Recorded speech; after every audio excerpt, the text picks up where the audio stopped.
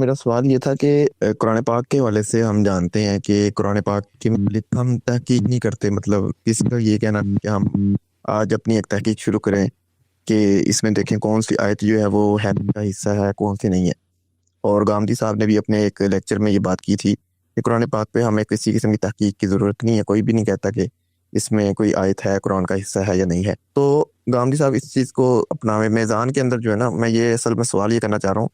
میزان میں گامدی صاحب اسی چیز کو بیان کرتے لکھتے ہیں کہ سنت جو وہ قرآن کی طرح ہی قطعی ہے اور بالکل یہ امت کی جماع اور تواتر سے ہی ہم تک پہنچی ہے، آگے نقل ہوئی ہے۔ تو اب سوال یہ ہے کہ پھر کیا وجہ ہے کہ گامدی صاحب جو ہیں اس کے اندر تحقیق کرتے ہیں، پھر اس کی جو تعداد ہے وہ ہم دیکھتے ہیں اس میں ترمیم بھی ہوتی ہے۔ تو اگر یہ قطعی ہے بالکل سنت قرآن کی طرح ہی، تو اس میں پھر بار بار ترمیم کرنے کی کیا وجہ بن رہی ہے؟ یہ تو پھر ضرورت نہیں ہونی چاہیے تھی اس کی۔ دیکھیے، جس وقت یہ بات کہی جاتی ہے کہ سنت بھی قرآن مجید ہی کی طرح اجماع اور تواتر سے منتقل ہوئی ہے، تو اس سے مراد یہ ہوتی ہے کہ جو سنت اللہ تعالیٰ کے پیغمبر نے مقرر کی ہے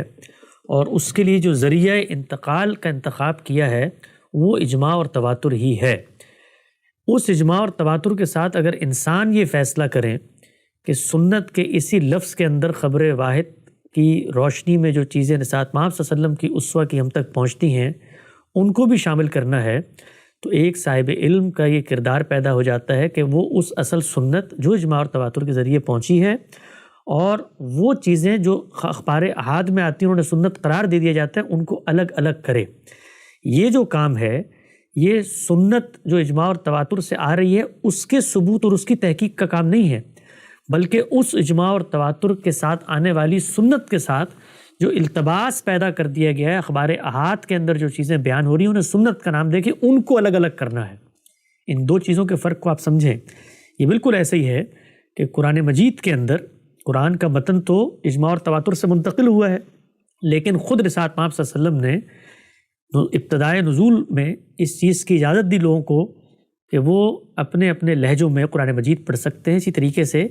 کہیں کوئی آیت کے اندر لفظ ان کی زبان پر نہیں آ رہا، یا عذاب کی آیت جو ہے وہ مغفرت کی نہیں بن رہی، مغفرت کی عذاب کی نہیں بن رہی، تو اس میں کوئی چھوٹا موٹا تبدیلی پڑھنے میں اس موقع پر ہو رہا ہے عبوری عہد میں، تو اس کو گوارا کریں۔ لیکن ہم نے یہ دیکھا کہ لوگوں نے انہیں بھی منتقل کرنا شروع کر دیا۔ اس وقت جو آپ کو پوری قراتوں کی بحث نظر آتی ہے اور لوگ مختلف قراتیں پیش کرتے ہیں، ان کی بنیاد پہ احکامات اخذ کر رہے ہوتے ہیں، تو وہاں پر بھی یہ ضرورت پیش آتی ہے کہ کوئی صاحب علم اٹھے اور وہ یہ کہے کہ یہ جو کچھ تم پیش کر رہے ہو یہ تو اخبار احاد کے اندر اس رخصت کے دور کی نقل ہونے والی قرآن کی ایک قرات ہے، اصل قرآن تو اجماع اور تواتر سے موجود ہے۔ تو پھر سوال تو پوچھنے والے آپ وہاں بھی پوچھ سکتے ہیں کہ اگر قرآن مجید تواتر سے آیا تو اس کی بحث کی ضرورت کیوں پیش آ گئی کہ آپ بتائیں کہ جی یہ تو جو قراتیں ہیں دیگر اخبار احاد سے منتقل ہوئی ہیں۔ تو بحث کی ضرورت اس لیے پیش آ گئی کہ آپ نے قرآن کے ساتھ اس کو خلط ملط کر دیا ہے۔ اب بحث کر کے یہ بتانا پڑ رہا ہے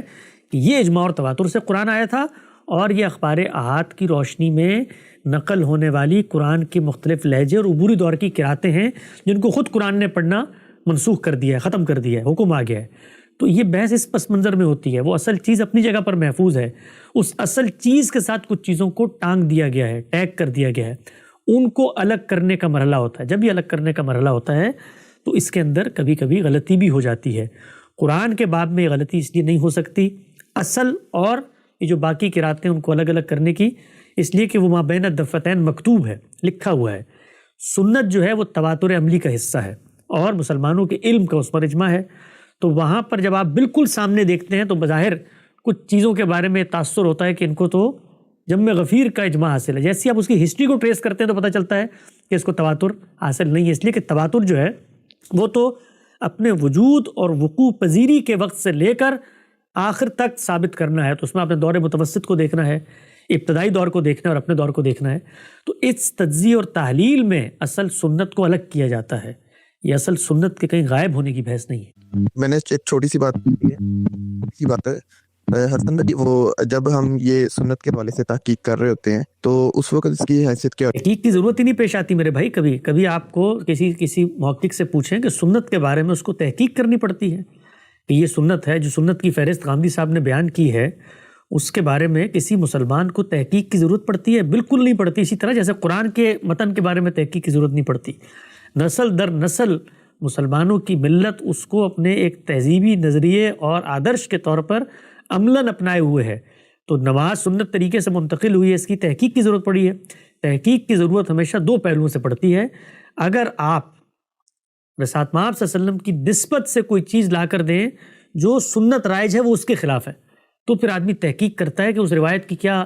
حیثیت ہے، یہی جو عمل ہم کر رہے ہیں ذرا اس کو دوبارہ سے ویریفیکیشن کے اس مرحلے سے گزار لیں. یا پھر خبر احاد کے اندر جو خلط مبث ہو گیا ہے کہ ہمارے محققین نے سنت ہی کی دوسری قسم اسے قرار دے دیا ہے، ایک لفظی التباس اس سے پیدا ہو جاتا ہے، تو اس میں تحقیق کی جاتی ہے، ورنہ سنت کی تحقیق کی کوئی ضرورت نہیں ہوتی.